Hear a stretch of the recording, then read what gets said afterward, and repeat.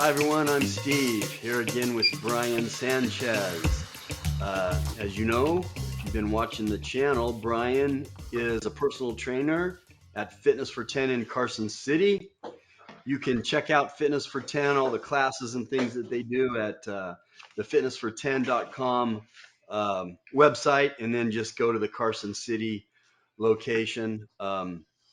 And if you guys you want to meet Brian, go down and say hi to him. Thanks for being here again, Brian. Love joining you, Steve. I appreciate the invite. Yeah, and also I want to say if you guys want to reach out to me, you can do that at my website, stevemain.com. If you have ideas for the show or interviews or anything, I love to hear that stuff. You can contact me through my website, which is stevemain.com. So, Brian, we've had a question, and this is a good one. It's kind of a common one, but I really like this question, so I wanted to address it. It's from Karen. And Karen, I'm going to go out on a limb here and say that she's kind of fit. I don't know what her age is or body composition, but I'm going to say she's fairly fit because of this fairly interesting slash um, detailed question that she asked. She wants to know about macros. She wants to learn more about macros, which we can talk about that, and how to properly calculate them. For her goal, she is saying, is to lose body fat and gain muscle. That's a fairly specific goal. And so she wants to know uh, a calculation for that to accomplish her objective, which is lose body fat and gain muscle. And are there any tweaks to her macros that she can make on her off days or on her rest days when she's not working out? So I would just start with the times I've addressed with this topic is we can't just give specifics on that, but I can give some generalities, and then I'd like you to do it, Brian. So Okay. you guys know, if you listen to me at all, that okay, my general rule is um, the younger you are and the leaner you are, younger, leaner, more active, the more carbs should be in your macros. The older and higher body fat that you are, the lower your carbs should be. So if you're 40% body fat, I don't care if you're 20 or 28 or 68. If you're 40% body fat, stop eating carbs. You don't need them. Yeah, funny, huh? Uh, it's not a nutrient that is mandatory. It's not an essential nutrient. And if you have 40% body fat, you've got plenty of energy and you've got plenty of time to burn that energy. Now, I'll use me as an example because I've been doing this since I was a teenager. And what I did when I was 18, 22, 24 is way different than I do now at about 60. If I would have eaten the way I eat now, when I was playing college football age 22, I literally would have passed out. Literally, just boom, fallen right over. If I ate the way I eat now, if I ate back then, if I ate the same. Now, if I ate the way I ate back then, if I ate now that way, I'd be a diabetic in a week for sure. Because I was one of those guys that needed to eat every hour, hour and a half, lots of carbs, lots of protein, but I was training and I was eating 6,000 calories just to maintain my weight. It's not like that now. So as we get into this, Brian, I just want to emphasize again, we're not doctors, but this is a place where we just share opinions. And everyone is different. Everyone is So absolutely different. yes, and I think a lot of trainers and a lot of professionals, they give advice or guidelines according to what they think works for them. Well, guess what? I'm still figuring this out for me. So the first thing, my my first little bit of advice to not only Karen but anyone else who has these goals is you got to figure out your protein first. Again, what's your age? What's your body composition? What's your goals? But we're kind of generalizing on um, a body composition shift. So losing body fat, gaining muscle. You got to get your protein right first. And if you're trying to accomplish this goal, your protein, in my opinion, is going to need to be higher. Probably 1 gram per pound of body weight. So if you weigh 135, you'll probably need to eat 135 grams of protein because you're not only trying to maintain muscle, but you're trying to lose body fat and even gain muscle. So um, that would be the first place that I would start is with your protein and with that amount. Am I right? I don't know for you, but that's where you got to kind of play with it. So I would start there, Brian. What would you add to the macros for Karen or someone? Again, we don't know. I mean, what her weight is, and we haven't taken her measurements. We don't know what her age is. I'm assuming she's fairly fit because of her question. So where would you take it from there? Do you agree with me on the protein? Yeah, I like the idea of defining your protein levels because it's going to kind of fall into place with the carbohydrate side of thing anyways. I mean, if you take me as an example, I float between 265 and 275 in my overall body weight as a weightlifter here. I do carry extra fat. If I'm going to cut, and we use the idea of a gram per pound, let's just say, and I'm up into the 260 plus grams of protein today, I'm probably going to be eating zero carbs. Can you imagine? Can you imagine the amount of food to eat? I'm not talking supplemental. You'd have to eat to get 250 grams of carbs, let's say, and that'd be low end for me. So it's very important to understand first what your body is and where you want to go. And if you are a leaner person, the carbs are going to be kind of important. It's like when people come in and, they're at a 15% body fat and they talk about wanting to lose weight and they're frustrated because they can only lose 2 or 3 pounds. You got to be realistic about how you're going to measure this. Now, for me, when we look at our macros, um, I'm always careful when I'm talking to people about macros when we go into higher protein diets because we want the body to function well. And I do agree that it is not necessary for people when they're training to always have um, carbs in their system. But I am one of those people that likes to have carbs in the system. So I'm going to create a diet that for me, that's going to have a carb load simply for what I do in the gym. If you're going to lose weight, reduction of carbs is going to help, period.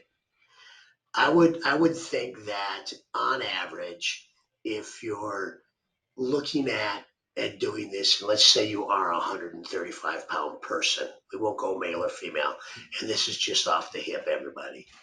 Then you are 135 pounds and you're going to try to lose weight and you come in at trying to eat 135 grams of protein a day, your carb load is probably going to be somewhere around 50 grams if you think you can even handle that. And maybe your fat's around 15 grams. Now, I don't know what the ratio would be in that, but I would think that at that level, as long as you are training, you're going to have a deficit in calories for the day just simply based on what you're eating. So if you're exercising and using macros, I think there's a point to that comparatively to are you sitting at home trying to manage your food? And whether or not you're exercising, adding burn to the day, that will create a need for the body to repair itself in a different fashion than if I'm 350 pounds and I'm just trying to learn how to eat right to try to lose weight without using exercise.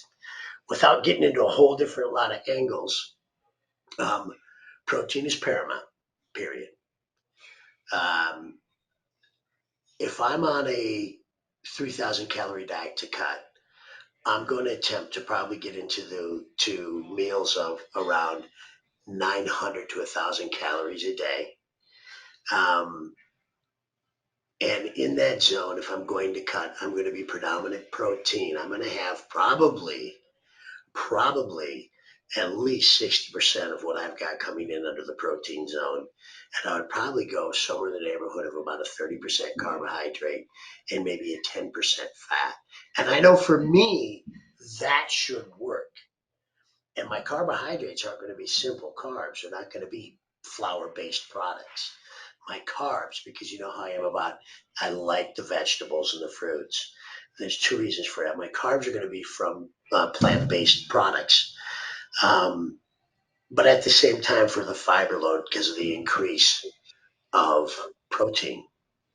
If you go on a high protein diet or you go above you're taking in more protein than you are carbs, you can challenge your body to where it stops up and it doesn't process the bodily waste. So you got to keep those fiber levels higher. And for me, the way I do that is through fruits and vegetables. So you're going to see that even though I'd be trying to cut, I'd probably have a predominant fruit, vegetable, carbohydrate coming in on my macro side of things. If that answers the question for her to lose weight, let's just make it simple. Proteins higher than carbs, carbs higher than fat. Start checking it out and seeing where it's at. Look at your total calories as well. I think that's important. You should understand in order to establish your ladder for your macros, whether you're at 60%, 40% protein, somewhere in those zones, you need to know how much you're eating in total for that day as well. Are you going to eat 3 days, 3 times a day? You're going to eat 4 times a day. You eat five. You're going to eat six. How are you going to space that out through your day? You want to know down to practically per meal what you're putting into your system so it'll all balance out. You also have to realize that if you're exercising in the gym to do this, you're creating deficits in your food. Just the fact that you're measuring your macros will change probably how much you're eating as well. And if you reduce how much you're eating and you're adding a 300 calorie burn every day to it, your food system's going to change. So uh, my my ballpark is more protein, moderate carb, light fat. Does that make sense? It does. And just, I want to use this example that we've used before. When we're talking about that much protein, I think this really helps put it in perspective for people out there. Well, how much protein is that? Well, if you ate 8 eggs, eight, and a half a pound of lean ground beef is more protein dense than other fatty meats. So we're talking lean, 90-10. A half a pound of that with 8 eggs, you'd be at 92 grams of protein. Well, that's a good start. That kind of puts it in perspective. That's not And even half of what I would need, Steve. That's a lot of food. it is. That's a lot of food. And when you're getting like in the eggs, you're getting the fat. Look, if I eat 8, 10 eggs, if I want to do a 24-hour fast, that's how I start it. I'll eat 10 eggs and I'm good to go for a long time. Now, I also want to add that on the carbohydrates, just because you're older, like you might be 62, 65 years old, if you have 10% body fat, I want to meet you for one. But if you're that age over 60 and you're 10% body fat, you're going to need more carbs. You don't have the fat on your body, even though you're older, you're probably going to need more carbs. So that's why I kind of give my general rules of thumb. So, and I'll also say that a bodybuilder, what they do when they're trying to cut, now they're trying to at least maintain muscle. So this kind of goes to Karen's question. Um, they would they're going to cut the fat out. Why? Because they want to get rid of calories. They're going to bump Right. their protein up, get it up high, and the carb is going to be the filler. Why? Because they're trying to reduce their calories. Are they going to do this forever? No. They're going to do this for maybe 5 or 6 weeks max because they're looking for a certain look on a certain day, as lean as possible. Is that healthy? Is that a healthy diet? Probably not. You need more fats. But they're not trying to be healthy. They're trying to look a certain way. Can they maintain that? No. So, as far as your macros, it's important to find what works for you. And there's so many ways of eating. Brian, you and I have talked about this. Cutting your calories, exercising more, that's not going to work. That's not sustainable. But finding a way, whether it's paleo, whether it's vegan, whether it's carnivore, whether it's keto, and there's certain times that I will recommend all these ways of eating for a starting point for someone to start. And that's going to kind of dictate what your macros are. If you're keto, that's going to kind of pretty much dictate what your macros are. Same with carnivore, your calories are probably going to be lower on carnivore because you can only eat so much. But if you're vegan, flexitarian, interesting way of eating, which is probably, I know people that swear by it and very effective for them. That's going to kind of dictate your macros also, but it's also going to go to the last part of Karen's question on what about on my off days? Okay, well, those would be the days. Flexitarians don't eat protein every day. Well, I take that back. I mean, if they're fasting, I know um, flexitarians that fast a lot. Well, you're not eating anything if you're fasting, but those would be the days, they're off days where they're probably not eating protein. They're exercise days, they're eating more. That's just a flexitarian. There's I don't even know how many ways to eat, but you got to play with it and get the right combination for you. But also, it has to be sustainable. You have to be able to Yes. eat this way every day in and day out. And then, yeah, okay, you have a cheat day. You go out to dinner and you have a beer and some pasta and whatever, cake. I never have a cheat day like that. But my point is, this has to be sustainable. What do you think, Brian? It does have to be sustainable. And I'm going to give you an example. I just for fun punched in my information, saw me fiddling around into a calculator online via my phone. And I punched in my age, 55. I punched in my weight, 175. I'm kidding. I punched in my age and my weight.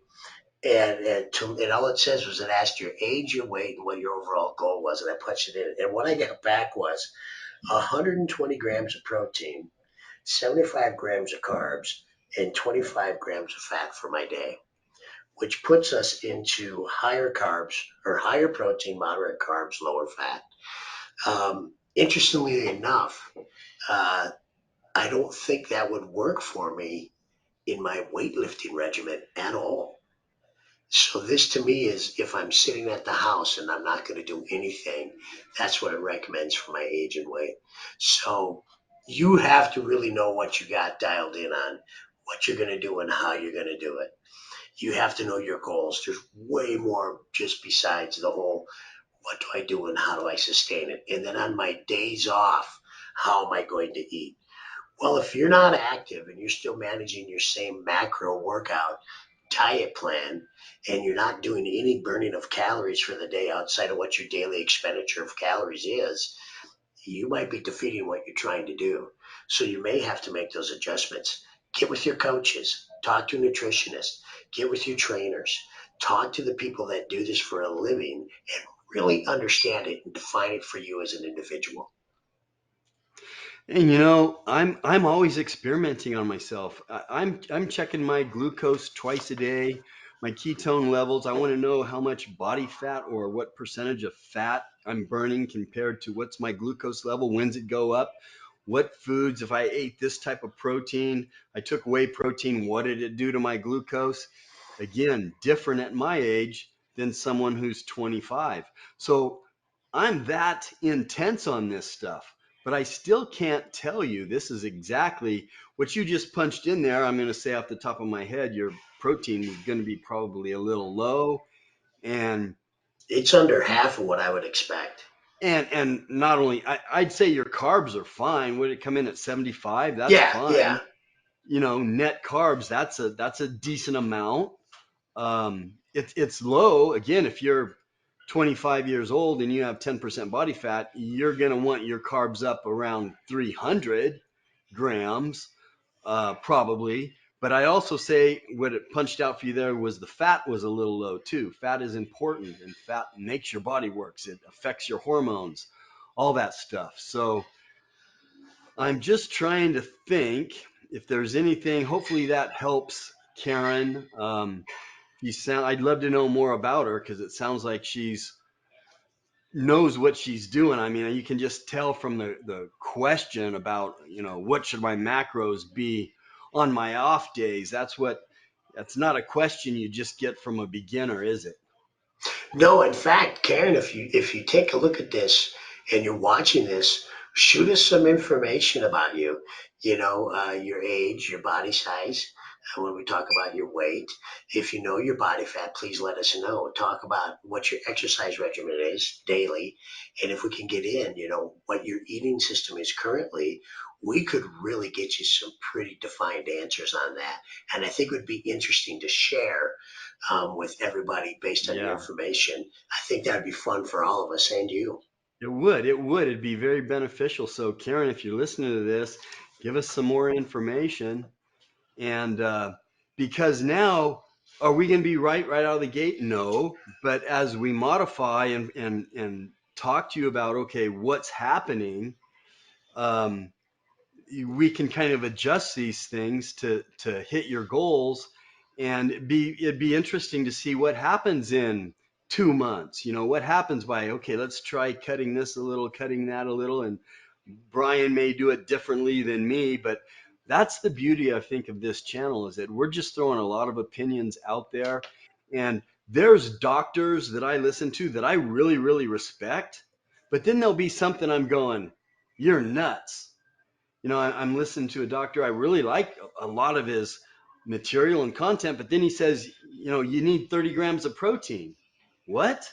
Go watch our bug interview, right?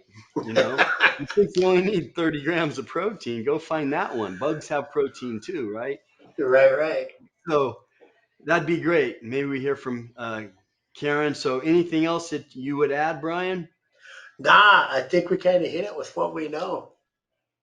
Okay, that's Brian Sanchez. He's in Carson City at the Fitness for 10 on Fairview.